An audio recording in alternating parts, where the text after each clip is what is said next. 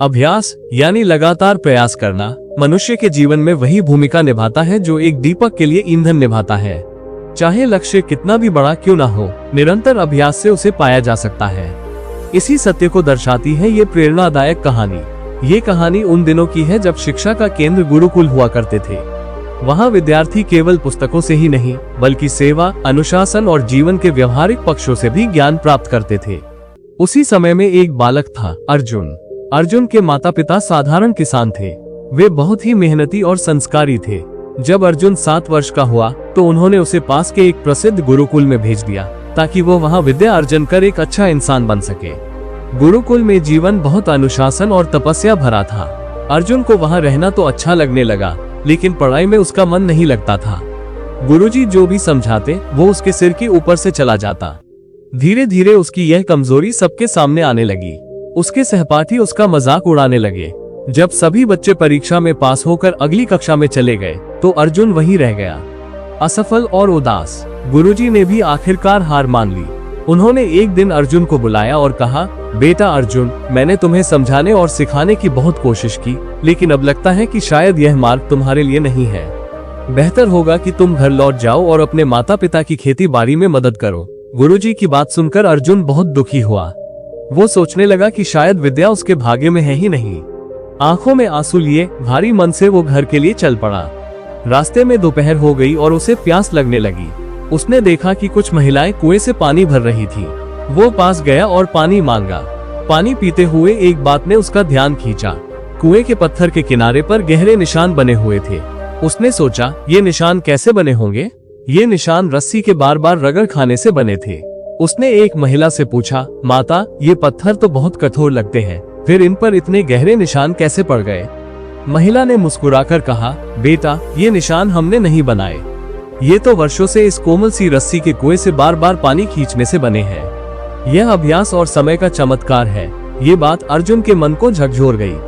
उसे लगा, अगर एक कोमल रस्सी निरंतर अभ्यास से एक कठोर पत्थर पर निशान बना सकती है, तो मैं अभ्यास से विद्या क्यों नहीं सीख सकता? उसके भीतर का आत्मविश्वास जाग उठा। अब वो खुद को कोसने की बजाय खुद को सुधारने के लिए तैयार था। उसने ठान लिया कि चाहे जितना भी समय लगे, वो अब अभ्यास से ही अपनी कमजोरी को ताकत बनाएगा। अर्जुन वापस गुरुकुल लौट आया। गुरुजी उसे देखकर हैरान हुए। तुम वापस क्यों आए हो अर्जुन? अर्जुन ने विनम्रता से कहा, गुरुवर, मुझे अब समझ में आ गया है कि अभ्यास ही सफलता की चाबी है। कृपा करके मुझे एक और अवसर दें। मैं पूरी मेहनत और लगन से पढ़ाई करूंगा। गुरुजी ने उसकी आंखों में एक नया आत्मविश्वास देखा। वे मुस्कुराए और बोले, अगर तुम सच्चे मन से अभ्यास करोगे तो मैं तुम्हारा पूरा साथ दूंगा। इसके बाद अर्जुन ने दिन रात एक कर दी। वो सूरज उगने से पहले उठ जाता, अभ्यास करता, पाठों को दोहराता और जो समझ न आता उसे गुरुजी से बार बार पूछता। भले ही उसकी प्रगति धीमी थी, लेकिन वो कभी थमता नहीं था। वर्षों के निरंतर अभ्यास ने उसका कायापलट कर दिया।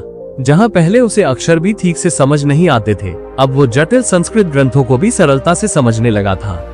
गुरुजी उसे देखकर गर्व से भर उठते। उन्होंने कभी सोचा भी नहीं था कि वही अर्जुन, जो एक समय मंदबुद्धि माना जाता था, अब इतना तेजस्वी छात्र बन जाएगा। समय के साथ अर्जुन ने इतना ज्ञान अर्जित किया कि उसने संस्कृत व्याकरण के क्षेत्र में एक अद्वितीय स्थान प्राप्त किया। उसी अर्जुन ने आगे चलकर लघु सिद्धांत कौमुदी, मध्य सिद्धांत कौमुदी, सार सिद्धांत कौमुदी और गीर्वाण पद्मंजरी जैसे महान ग्रंथों की रचना की। आज भी ये ग्रंथ भारत के अनेक विश्वविद्यालयों में पढ़ाए जाते हैं। एक समय का असफल विद्यार्थी अभ्यास के बल पर विद्या का प्रकाश बन गया। अर्जुन का नाम आज भी विद्या और प्रेरणा के साथ लिया जाता है। दोस्तों, ये कहानी उन सभी के लिए एक प्रेरणा है जो खुद को असफल या कमजोर समझते हैं।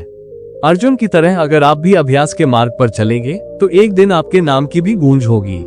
तो याद रखिए, कर्म से बड़ी कोई पूजा नहीं, अभ्यास से बड़ी कोई विद्या नहीं और लगन से बड़ा कोई भाग्य नहीं। दोस्तों, अगर आपको ये कहानी पसंद आई हो तो कृपया इसे लाइक करें और अपने दोस्तों के साथ शेयर करें। अगर आप ऐसी ही और प्रेरक कहानियों को सुनना चाहते हैं तो हमारे चैनल द स्टोरी नेस्ट को सब्सक्राइब करें और बेल आइकॉन दबाना न भूलें, ताकि हमारी नई कहानी आप तक सबसे पहले पहुंच सके। मिलता हूं मैं अगली बार इसी तरह की एक और प्रेरक कहानी के साथ। तब तक सब्र करो, शुक्र करो और जिंदगी में आगे बढ़ो। धन्यवाद।